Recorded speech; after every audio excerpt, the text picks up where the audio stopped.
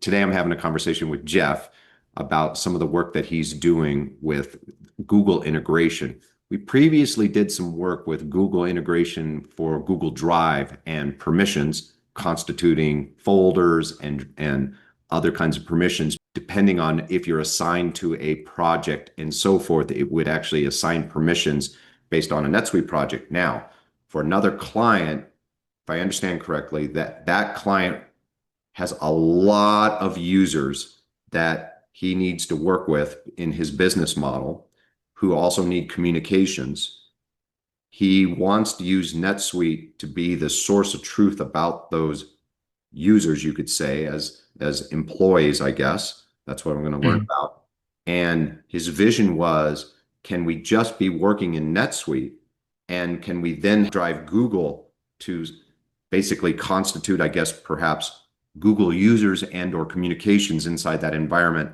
And I wanted to talk with you about that project and perhaps try to understand what we did and did we leverage some of the patterns that we had in the Google Drive system. So I was going to just open up with that. Is that fair? Yeah, I think that's fair. Okay, great. So yeah, please help us understand. Yes. I did sort of build upon what we had already made for our internal root point or our project integration with Google and just expanded upon the existing library that we had so that we have kind of like an arsenal of APIs, if you will, to work with Google in the future if any of these other similar type of needs arise. They wanted to create an integration between NetSuite and Google so that Google would automatically manage the onboarding and offboarding of certain employees based upon actions that you took in NetSuite. A couple of examples of that. One, you create a new employee record inside of NetSuite, and whether or not you give them NetSuite access, you can select the checkbox on their employee profile that will provision their email address with a Google account. Hmm. And then behind the scenes, there's also some permissions being added on the Google side so that they have at least baseline visibility into seeing their email account, Google Drive, whatever is shared publicly amongst the company, those type of things. If an employee is ever terminated, it can be termed inside of NetSuite, and then on the Google Drive side, or I'm sorry, on the Google side, their account would be flipped from an active user to what Google calls an archived user. Hmm. An archived user is a lower level of access that costs less every month, but it preserves all their Google data. So they can be unarchived and reactivated in the future if needed, or just kind of kept around for data integrity and that sort of thing. Terrific. I have some questions because we use the Google infrastructure as well. And when we need to constitute new people who join our organization, we go through a process that says, okay, I'm adding a new user in Google, but then Google says, okay, get prepared. We're going to charge you more. And you have to kind of go through an agreement process to say, I'm Mhm. agreeing to this. And then, of course, we have to pay for that. Okay. I think it's Google Workspace, or maybe the name of that has changed, Mhm. and thus it's going through these questions. So when you're doing this, did you come across that? Is there some sort of thing that says in order to do this, you're sort of granting access that they're gonna pay for it? Not specifically the same type of interface where you would have to go and sort of accept or answer any of those type of questions, but what I found in doing this integration is depending upon the type of Google Cloud account you buy, whether that be business or enterprise. And actually, what I found was that there's two different flavors of business Hmm. for Google. So, depending upon what license you have, Hmm. Google will either allow you to automatically provision new licenses, Hmm. right? That you haven't pre-purchased, and it'll just, what's the word, prorate exactly, Yeah, the exactly. cost of that license. Same thing goes for the archive license, right? If you downgrade a regular user to an archived user, you'll get like a negative adjustment to your bill. But then for other types of Google plans, you actually have to pre-purchase those licenses and keep them unassigned in your account in order for the API to be able to consume those licenses. So for this client specifically, the case was the latter. So we Wow. ran into a scenario whereby we were testing, we were trying to archive users and it was just failing, wasn't giving us good errors to let us know why it was failing.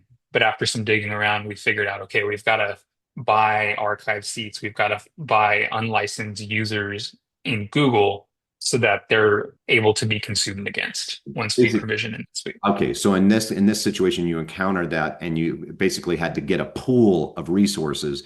Then you could, and then it sounds like you probably had to make your code a little more robust to sort of detect that we might run out of the pool. So you could at least kind of go, we got to get some more licenses in the pool to get the thing working. Yes, and we weren't able to solve for that completely, but the way that we've been handling that so far is that if we try to provision a user in Google via NetSuite and that fails for some reason, we're printing the error code to the employee profile, so at least you have some sort of visibility. And then we're triggering off an email alert to the NetSuite admin on the Got it. client side just to say, hey, Okay. look into this. Maybe it's a licensing issue, maybe it's something else. Okay, got it. Got it. Okay, cool. Is this something maybe you can show? It sounds like if we looked at the employee profile, I can probably anticipate seeing some switches. Exactly. So that's what I'm prepared to show today.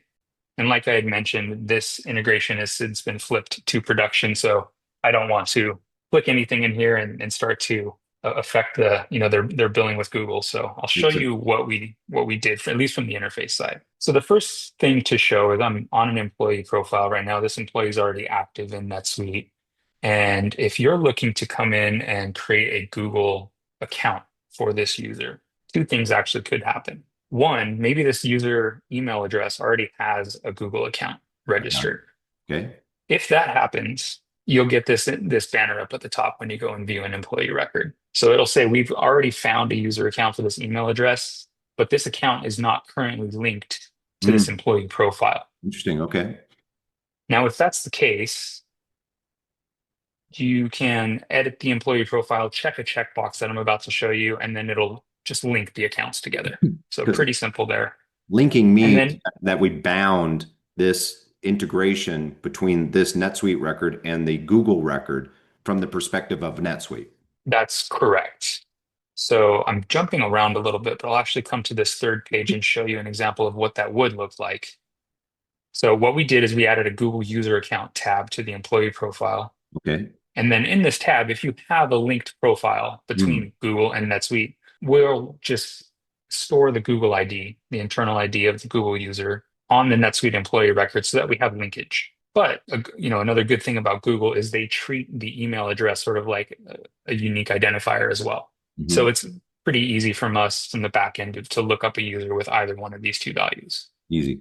All right. So if they don't have a linked Google account, you won't see a Google account ID listed on the employee profile, obviously, but you will have access to be able to interact with these fields that are grouped on the right. So the first one is a checkbox that will allow you to synchronize this particular employee profile to Google.